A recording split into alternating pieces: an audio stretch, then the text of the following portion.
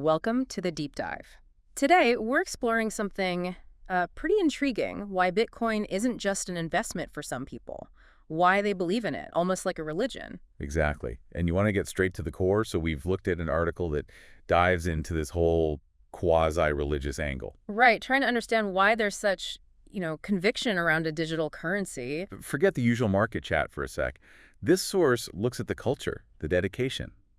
It draws some really surprising parallels to traditional faiths. Okay, so where does the article start? It mentions the Bitcoin white paper first, doesn't it? From Satoshi Nakamoto back in 2008. Yeah, the famous white paper. And the source suggests some see it almost as, like, scripture. Scripture, wow. It's not just the text described in those 9 pages. For some in the community, it's seen as this foundational text. It promises something new, maybe liberation from the old financial system. And Satoshi Nakamoto him or herself, or themselves, the article kind of paints them as a prophet figure.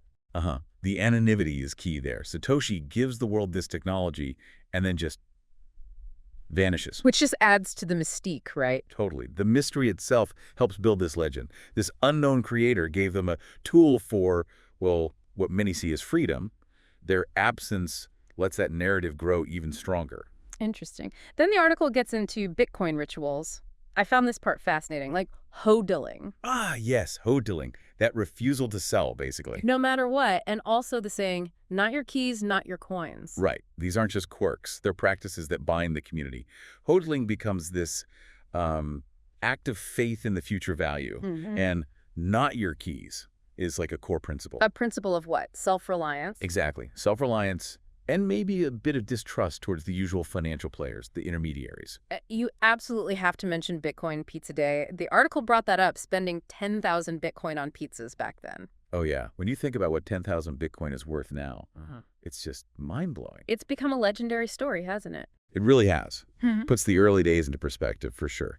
It's part of the Bitcoin folklore now. But this belief system idea goes deeper. The source mentions how Bitcoin is seen as actual hope, even protection in some countries, places like Venezuela or Nigeria facing serious economic problems. Yeah, and this is really important. It moves beyond just speculation or getting rich quick. How so? Well, in those places, Bitcoin can be a genuine lifeline, a way to preserve any value when your country's currency is, collapsing. It's about survival for some people. Right. A totally different perspective than just watching charts go up and down. Definitely. It's not just about potential profits there. It's much more fundamental. And the last main point the article raises is Bitcoin as rebellion, rejecting the old systems.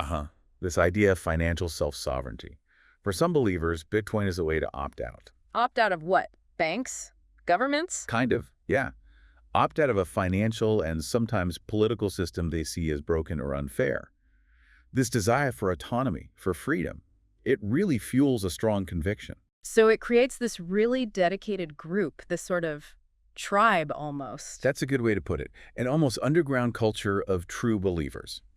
Now, obviously, not everyone involved in Bitcoin feels this way. Plenty are just in it for investment. Sure.